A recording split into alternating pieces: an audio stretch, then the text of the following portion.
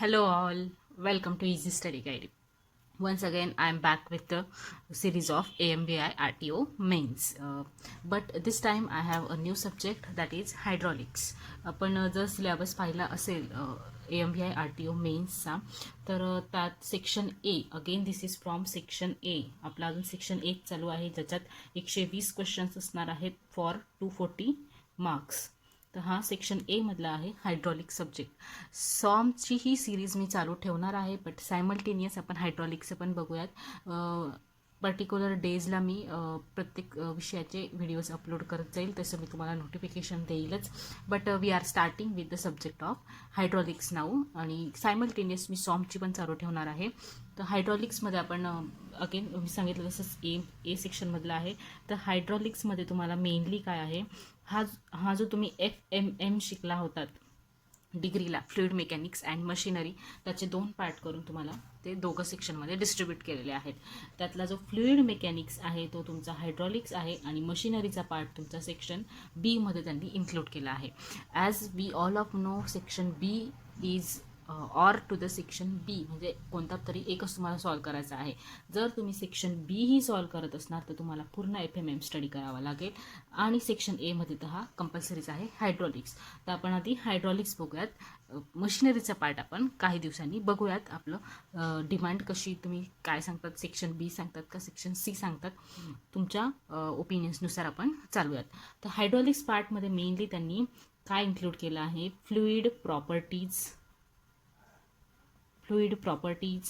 Then Pascal's law, important सांगते आहे मी. Then Bernoulli's equation, then fluid flow and its measurement कसं करायचं. तर हे मेन टॉपिक सांगितले मी, ह्याचे सब पार्ट्स पण भरपूर आहेत. कसं जायचं आहे ते आपण स्टेप बाय स्टेप बघूयात. आपण स्टार्ट करणार आहोत फ्लुइड प्रॉपर्टीज या टॉपिकने. सोपा आहे. जर तुमच्यापैकी काहींनी माझे थेरी लेक्चर पाहिले असतील डिप्लोमासाठी, त्यात मी FMM घेतला आहे, त्यातलं प्रॉपर्टीज ऑफ फ्लुइड्स घेतलेलं आहे. तर त्यातले पार्ट्स तुम्ही स्टडी करू शकतात.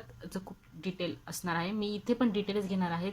कदाचित त्यापेक्षा इकडे काही डिफरंट पार्ट्स, काही डिफरंट सेक्शन्स मी इन्क्लूड केलेले असतील, because he exam degree level आणि डिप्लोमा लेवल दोघांची इन्क्लूड आहे. तर डिग्री लेवलचा पण मी काही पार्ट यात ॲड करणार आहे. सो तुम्ही पाहू शकतायत. जर तो पाहिला तरी चालेल, हा पाहिला तरी चालेल. डिफरंट टॉपिकसाठी तुम्ही हा पाहिला तरी चालेल. तर आपण स्टार्ट करूयात फ्लुइड प्रॉपर्टीज. पण पहिल्यांदा आपल्याला बघायचं आहे बेसिक. मी तुम्हाला सगळं बेसिक सांगणार आहे, बेसिक जर क्लिअर असतील, कारण जे मी आता सांगते बेसिक त्याच्यावरच एक क्वेश्चन फ्रेम होतो आहे. तर बघूयात आपण व्हॉट इज एक्झॅक्टली फ्लुइड म्हणजे काय. तर फ्लुइड म्हणजे काय, एक कोणीतरी विचारलं तुम्हाला की फ्लुइड काय असतं, तुम्ही काय सांगणार, anything that is able to flow. This is right, practically हे बरोबर आहे.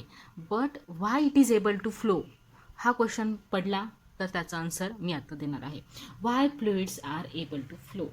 तर फ्लुइड्स का फ्लो होतात. Suppose this is my one element of fluid. काहीतरी आपण एक मोठा करून झूम करून घेतलेला आहे कोणत्या पण याच्यात, किंवा फ्लुइडचा एक कोणता तरी एक पार्ट घेतला आपण, एक बॉडी घेतली, तर कोणत्या पण याच्यात लेयर्स असतात. सपोज हे फ्लुइडच्या पार्टिकलमधले माझे लेयर आहेत. फ्लुइड किंवा एक फ्लुइड नंबर ऑफ पार्टिकल्स यात इन्क्लूड केलेले आहेत आणि ते लेअरमध्ये बसवलेले आहेत. आता हे म्हणजे सपोज आपण जारमध्ये पाणी घेतो, त्यात लेयर्स आहेत, भरपूर सारे लेयर्स आहेत. तर हा एक तुमचा आहे. मग हा का एबल टू आहे, फ्लो व्हायला का एबल आहे हा. तर जेव्हा काय होतं, जेव्हा याच्यावर कोणता तरी शियर स्ट्रेस ॲक्ट होतो. शियर स्ट्रेस म्हणजे काय, tangential force. Shear force act होतो याच्यावर. जेव्हा शियर स्ट्रेस ॲक्ट होतो तेव्हा काय होतंय, जसं आपण लिक्विड बेसिक 11-12मध्ये शिकलेलो आहोत, किंवा डिप्लोमाच्या केमिस्ट्रीमध्ये शिकलेलो आहेत, fluids have more space in their molecules, म्हणजे लूजली पॅक्ड असतात ते. हे लूजली पॅक्ड असल्यामुळे काय होतं, याच्यात पण मॉलिक्युलर अट्रॅक्शन काय असणार आहे, कमी असणार आहे. मॉलिक्युलर अट्रॅक्शन कमी असल्यामुळे ते बाउंड होण्याची टेंडन्सी यात काय असते, कमी असते. मग जेव्हा तुमचा टँजेन्शियल फोर्स ॲक्ट होईल तेव्हा काय होईल, हा जो टँजेन्शियल पहिल्या लेअरला फोर्स ॲक्ट झाला आहे त्याच्यामुळे इकडे डिफॉर्मेशन झालं. हा इकडून डिफॉर्म होऊन तुमचा, मी ब्लू पेनाने दाखवते, टँजेन्शियल फोर्स ॲक्ट झाला, एवढा डिफॉर्म झाला, एवढं इकडे एक्सटेंड झालं. लूजली पॅक्ड असल्यामुळे काय होतं, याच्यात बाउंडिंग टेंडन्सी कमी आहे. बाउंडिंग टेंडन्सी कमी असल्यामुळे त्याचा जो लगतचा लेअर आहे तो पण डिफॉर्म होईल. तर नंतर हा डिफॉर्म झाल्यामुळे त्याच्या लगतचा लेअर डिफॉर्म होईल, त्याचा बाजूचा लेअर, त्याचा खालचा असे तुमचे डिफॉर्म होतील. म्हणजे याच्यात काय होतं आहे, तुमचं या लेयर्सचं कंटिन्युअस डिफॉर्मेशन होतं आहे. This word is important. Continuous deformation होतं आहे. कशाचं? फ्लुइडचं. जरी मी हा जो मी शिअर फोर्स अप्लाय केला होता, हा किती पण स्मॉल अमाऊंटमध्ये असला तरी because of loose packing of molecules पहिल्या लेअरमध्ये डिफॉर्मेशन होतं. परत मॉलिक्युल्समध्ये लूज पॅकिंग असल्यामुळे बाउंडिंग टेंडन्सी कमी असल्यामुळे खालच्या लेअरचं डिफॉर्मेशन होईल. दुसरं हे कंटिन्युअस डिफॉर्मेशन होतं आणि हे पूर्णपणे इकडे डिफॉर्मेशन झाल्यामुळे हा फ्लुइड काय झाला, ह्या पॉईंटपासून इकडे काय झाला, तुमचा फ्लो झालेला आहे. That is why fluids are able to flow. मग डिफाईन कसं करणार fluid? Fluid is a body that continuously deforms upon the action of shear stress, no matter how small the shear stress is. म्हणजे किती पण small असला तुमचा shear stress तरी काय होतं आहे, कंटिन्युअस डिफॉर्मेशन होतं आहे. These are called fluids. मग सॉलिड्स आणि फ्लुइड्समधला डिफरन्स काय, तर यातच एक पॉईंट तुमचा क्लिअर होतो आहे. I am sorry. Suppose this is my solid element. Again it has layers. आता सॉलिडमधलं काय असतं तुमचं, हे जे मॉलिक्युलर लेअर असतात ते काय असतात, क्लोजली पॅक्ड असतात. म्हणजे याची बाउंडिंग टेंडन्सी जास्त असते. जरी तुम्ही इथे शिअर स्ट्रेस अप्लाय केला, जरी हा फर्स्ट लेअर तुमचा डिफॉर्म झाला, पण यांची बाउंडिंग टेंडन्सी इतकी जास्त आहे की ते दुसऱ्या लेअरला डिफॉर्म होऊ देत नाही आणि म्हणून याचं डिफॉर्मेशन होत नाही. म्हणून फक्त फर्स्ट लेअर डिफॉर्म होतो. म्हणून जेव्हा तुम्हाला सॉलिडला डिफॉर्म करायचं असतं तेव्हा तुम्हाला हा फोर्स जास्त लागतो कम्पेअर्ड टू फ्लुइड. फ्लुइडमध्ये तुम्ही स्मॉल याच्यात पण तुमचं डिफॉर्मेशन होतं. That is why solids are not able to flow. म्हणजेच काय, सॉलिड्समध्ये कंटिन्युअस डिफॉर्मेशन होत नाही, फ्लुइड्समध्ये कंटिन्युअस डिफॉर्मेशन होतं. दिस इज बेसिक डिफरन्स. जर तुम्हाला MCQमध्ये विचारलं तर continuous deformation occurs in fluids, solids, elastic materials, viscous materials, तर तुम्हाला ते सांगता आलं पाहिजे किंवा एक वेगळ्या पद्धतीने ते फ्रेम करू शकतात. बेसिक याच्यावर विचारलं तर फ्लुइड्स आर, मग ते 2-4 ऑप्शन्स देतील, त्यातलं तुम्हाला करेक्ट वन शोधायचं असेल तर सॉलिड्स अंडरगोज स्टॅटिक डिफॉर्मेशन आणि fluid undergoes continuous deformation. Again सॉलिडमध्ये जो शिअर स्ट्रेस असतो तुमचा, shear stress is directly proportional to shear strain. Shear स्ट्रेनला तो डायरेक्टली प्रपोर्शनल असतो. तसं तुमचं लिक्विडमध्ये होत नाही. इकडे काय असतो तुमचा शिअर स्ट्रेस जो असतो तो कशाला प्रपोर्शनल असतो, rate of shear strain. Rate of shear strain म्हणजे काय, हे जे डिफॉर्मेशन आहे ते कोणत्या रेटने तुमचं डिफॉर्मेशन होतं आहे त्याला तुमचा शिअर स्ट्रेस प्रपोर्शनल असतो. सॉलिड्सला इलास्टिक नेचर असतं, लिक्विडला विस्कस नेचर असतं. हा एक बेसिक डिफरन्स आहे. विस्कॉस नेचर म्हणजे काय, विस्कॉसिटी ही प्रॉपर्टी काय आहे, we will study in detail. But सॉलिड्सला इलास्टिक नेचर असतं, फ्लुइड्सला विस्कस नेचर असतं. आता एक पॉईंट इथं लक्षात ठेवा, असे काही पदार्थ एक्झिस्ट आहेत की ज्याला इलास्टिक आणि विस्कस नेचर दोघंही असतात. म्हणजे जे सॉलिड पण नाही म्हणता येणार आपल्याला आणि लिक्विड पण फ्लुइड पण म्हणता येणार नाही, ते ह्या कॅटेगरीमध्ये येत नाही. त्यांना म्हणतात visco elastic substances. Visco elastic substances म्हणजे काय, ज्यांना विस्कस नेचर पण असतं ॲज फ्लुइड आणि इलास्टिक नेचर पण असतं ॲज सॉलिड्स. तर ह्या सबस्टन्सला विस्को इलास्टिक सबस्टन्सेस म्हणतात. मग याचे एक्झाम्पल्स कोणते आहेत, ब्लड क्लॉट, जी आपली रक्ताची गाठ असते ती, त्याचं एक्झाम्पल. त्याच्यानंतर आहे earth's mantle. These are two viscoelastic substances which have viscous as well as elastic nature, means that does not come under fluid or solid. These are different substances. तर हे होतं तुमचं फ्लुइड. याच्यात परत एकदा समअप करण्यासाठी मी तुम्हाला सांगते, fluids are the substances or the body which undergoes continuous, this is important word, continuous deformation under the application of shear stress, no matter how small the shear stress is. So fluids have continuous deformation. This is important. Now let's move to the fluid properties. आता fluid properties कोणकोणत्या आहेत, कोणत्या तुम्हाला majorly study करायच्या आहेत त्याही आपण step by step बघणार आहोत. पण पहिल्यांदा आपण बेसिक प्रॉपर्टीजपासून स्टार्ट करूयात. What are basic properties of fluid, ज्या की तुमच्या इतर सबस्टन्सेसला पण असतात. तर बेसिक प्रॉपर्टी मी पहिल्या 3 आहेत त्या तुम्हाला माहिती आहेत, त्या मी एकदम फास्ट कवर करते. डिटेलमध्ये पाहिजे असतील तर again go to my lecture of FM on theory lecture of FM, त्या प्लेलिस्टमध्ये जाऊन तुम्ही पाहू शकता. तर पहिली आहे mass. As you know mass काय असते, it is the most basic measure of matter. मॅटरचं मेजर आहे ते. SI युनिट काय आहे त्याचं, किलोग्रॅम्स. CGS युनिट काय आहे, ग्रॅम्स. CGS grams. कन्व्हर्जन जर केलं तर 1 kg is equals to 1 kg is equals to 10⁻³ 10⁻+3 grams. This is mass, it is the measure of matter. Then volume. What is volume? It is space occupied by matter. Space occupied by matter म्हणजे suppose काहीतरी मास तुम्ही एका व्हेसलमध्ये तुम्ही काहीतरी suppose इथे मी 1 kilo sugar add केली आहे किंवा काहीतरी ॲड केलेलं आहे, लिक्विड ॲड केलेलं असेल मी 1 लिटर मिल्क वगैरे. तर 1 लिटर काय आहे याच्यात, तर आहे तो व्हॉल्यूम आहे. म्हणजे काय, तेवढ्या मॅटरने तेवढी स्पेस ऑक्युपाय केलेली आहे, त्या जागेवरची तेवढी जागा ऑक्युपाय केलेली आहे, तर तो असेल तर त्याचा व्हॉल्यूम. तर SI युनिट काय आहे त्याचं, मीटर क्यूब. म्हणजे काय, आपण 3 डायमेन्शन्स त्याच्यात मेजर करत असतो म्हणून मीटर क्यूब. CGS युनिट काय येईल, क्युबिक सेंटीमीटर किंवा CC. याचं कन्व्हर्जन आपण लिटरमध्ये बघून घेऊ. लक्षात ठेवा, हे इम्पॉर्टंट आहे. 1 metre cube is equals to 10⁻³ litre. This is very very very important. नसेल लक्षात राहत तर पाठ करून घ्या, पण तुम्हाला हे पुढे हायड्रॉलिक्समध्ये लागणार आहे. 1 metre cube is equals to 10⁻³ litre. मग 1 क्युबिक सेंटीमीटर काय येईल तुमचं, 10⁻³ litres. This is the conversion for metre cube to litre. Then third property काय आहे तुमची, थर्ड प्रॉपर्टी इज वेट. वेटमध्ये काय कन्सिडर करतो, again it is measure of matter, but वेटमध्ये काय कन्सिडर करतो आपण, ग्रॅव्हिटेशनल फोर्स. म्हणजे काय, the force exerted by earth on a body by the virtue of gravitation is known as weight. म्हणजे काय, जेव्हा आपण ग्रॅव्हिटेशनल फोर्स कन्सिडर करतो आणि त्या वस्तूचं मासचं मेजरमेंट घेतो त्याला म्हणतो आपण वेट. वेट म्हणजे काय असतं तुमचं, mass into gravitational acceleration. SI unit काय येईल याचं, न्यूटन. तर ह्या तुमच्या पहिल्या 3 काय आहेत, तुमच्या एक्सटेन्सिव्ह प्रॉपर्टीज आहेत. एक्सटेन्सिव्ह प्रॉपर्टीज म्हणजे काय, which are depend upon the mass or matter which is taken into consideration. याच्यात मास येतं, याच्यात मास येतं, याच्यात मास येतं, आपण याच्यात मॅटर कन्सिडर केलेलं आहे, ते त्याच्यावर डिपेंड आहेत. म्हणून ह्या कोणत्या झाल्या तुमच्या एक्सटेन्सिव्ह प्रॉपर्टीज. Extensive properties. आता आपण बघणार आहोत then intensive properties which does not depend upon the matter taken into consideration. So let's move to the next 3 or 4 properties important आहेत. त्यातली पहिली आहे तुमची density, mass density.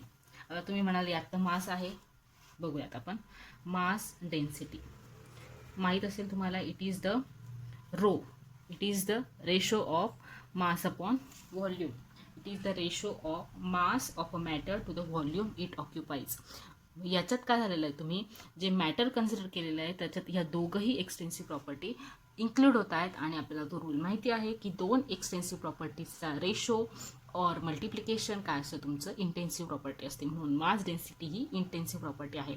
Actually density हा टॉपिक इतका व्हास्ट आहे की 1.5-2 तास तुम्ही त्याच्यावर बोललं तरी तुमचा तो संपणार नाही. But we have time constant आणि जेवढं इम्पॉर्टंट आहे, जेवढं लागणार आहे तेवढंच आपण बघूयात. तर mass density is the ratio of mass to the volume. मग याचं युनिट काय येईल, kg/मीटर क्यूब. मासचं युनिट आहे kg, व्हॉल्यूमचं युनिट आहे मीटर क्यूब. याचा SI युनिट ते झालं. मग यातल्या मेन टर्म्स तुम्हाला काय लक्षात ठेवायचं आहे, rho of water. It is actually 998 kg/मीटर क्यूब, पण आपण जनरल सॉल्वेशनसाठी काय घेतो, आपण त्याला 1000 कन्सिडर करतो. त्याच्यामुळे तुम्ही 1000च लक्षात ठेवायचे आहे. डेन्सिटी ऑफ वॉटर इज 1000 kg/मीटर cube. Then density of sea water नाही लक्षात ठेवलं तरी चालेल, जस्ट बघा लक्षात राहत असेल तर 1025 kg/मीटर cube. And then important row of air, it is 1.2 to 1.25 kg/मीटर क्यूब. रो इम्पॉर्टंट, या स्टार मार्कवाल्या तुम्हाला लक्षात ठेवावंच लागणार आहे. Rho of mercury is 13600 kg/m³. This is important, लक्षात ठेवा. ही मर्क्युरीची जी डेन्सिटी आहे ती 13600 kg/m³ आहे. Then we will see specific volume. Specific volume is the ratio of, मी स्पेसिफिकला SP डॉटने लिहिते. Specific volume is the ratio of volume to the mass, आणि हा स्मॉल v ने दाखवूया आपण. Volume occupied by matter to its mass. याचं युनिट काय येईल? It is the reverse of density. म्हणजेच आपण v ला काय लिहू शकतो? 1/ρ. याच्यावरून लक्षात येत आहे. Then specific weight. Specific weight is the ratio of, specific वेटला मी गॅमाने दाखवते, तुम्ही स्मॉल डब्ल्यूने पण दाखवू शकतात, डिपेंड. जर डब्ल्यूनेच दाखवत आपण, W is equals to weight upon volume, म्हणजे त्या वस्तूचं weight to the volume occupied by the matter. मग याचं युनिट काय येईल? m/g upon m³. m/gचं युनिट काय आहे? Nm/m³. स्पेसिफिक वेटचं युनिट. आता इथे एक कन्व्हर्जन बघून घेऊ आपण. रो काय असतं, याला रोमध्ये डेन्सिटीमध्ये कन्वर्ट करू. W is equals to m/g upon m³. Mass upon volume काय येतं तुमचं? Rho into G. That is specific weight is equals to rho into G. हा फॉर्म्युला तुम्हाला लक्षात ठेवावाच लागेल. इम्पॉर्टंट आहे. FMचा फर्स्ट इम्पॉर्टंट फॉर्म्युला आहे specific weight is equals to rho into G. त्याचं युनिट काय आहे?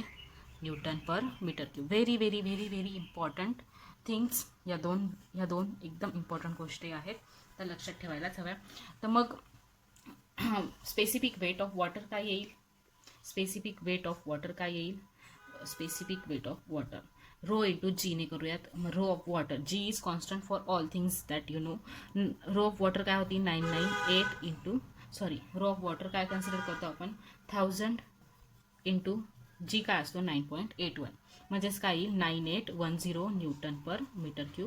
दिस is specific weight of water. Again this is important. Part करायची गरज नाही आहे. जर तुमचा रो ऑफ वॉटर लक्षात असेल, हे फॉर्म्युला लक्षात असेल, तर तुम्ही मायक्रोसेकंडमध्ये तुम्ही हे करू शकता. That is easy one. Then last property बघूयात आपण. लास्ट बेसिक प्रॉपर्टी आहे तुमची रिलेटिव्ह डेन्सिटी और स्पेसिफिक ग्रॅव्हिटी. रिलेटिव्ह डेन्सिटी म्हणजे काय? तुमचं नावातच आहे. स्पेसिफिक ग्रॅव्हिटीला म्हणू शकतो आपण, त्याला म्हणून एसने दाखवलं. रिलेटिव्ह डेन्सिटी म्हणजे काय असेल? It will be ratio of two densities. कोणत्या डेन्सिटी? Density of subject fluid to the density of standard fluid. म्हणजे काय? हे बघा, जेव्हा आपण स्पेसिफिक ग्रॅव्हिटी किंवा रिलेटिव्ह ग्रॅव्हिटी कन्सिडर करतोय, आपण एक स्टँडर्ड मेजर ठेवतोय. स्टँडर्ड मेजर म्हणजे काय? जो तुमचा, सपोज तुम्ही ऑइल घेतलं असेल, तुम्हाला त्याची स्पेसिफिक ग्रॅव्हिटी मेजर करायची असेल, तर तुम्ही काय करणार? त्याच्या डेन्सिटीला स्टँडर्ड डेन्सिटीसोबत कम्पेअर करणार. जे तुमचं मेजरमेंट येईल ती तुमची काय असेल? रिलेटिव्ह डेन्सिटी असेल. मग स्टँडर्ड फ्लुइड कोणतं असेल? लिक्विडसाठी असेल वॉटर, आणि गॅससाठी असेल एअर. हे झाले तुमचे स्टँडर्ड फ्लुइड. म्हणजेच काय? Relative density it is the ratio of density or specific weights. Or specific weights का घेते? कारण स्पेसिफिक वेट काय असतो? Rho into g. इथे काय असेल?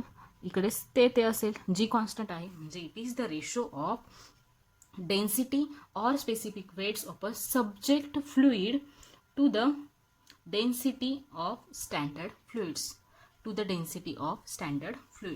हे झालं तुमचं स्पेसिफिक वेट. मग फॉर एक्झाम्पल आपण मर्क्युरी घेतलं. तुम्हाला मर्क्युरीची स्पेसिफिक ग्रॅव्हिटी काढायची S(Hg). तर मर्क्युरीची डेन्सिटी काय होती? 13600. मर्क्युरी काय येतोय? लिक्विड येतोय, म्हणजे स्टँडर्ड फ्लुइड आपण वॉटर कन्सिडर करू, त्याची डेन्सिटी आहे 1000. रेशो काय आला? 13.6. It is the specific gravity of mercury. So या ज्या आपण प्रॉपर्टीज पाहिल्या नंतरच्या, कोणत्या? Density, then specific volume, then specific weight, आणि आता रिलेटिव्ह डेन्सिटी. ह्या ज्या 4 प्रॉपर्टी आहेत त्या आहेत इंटेन्सिव्ह प्रॉपर्टीज आहे, which are independent of the amount of matter taken into consideration.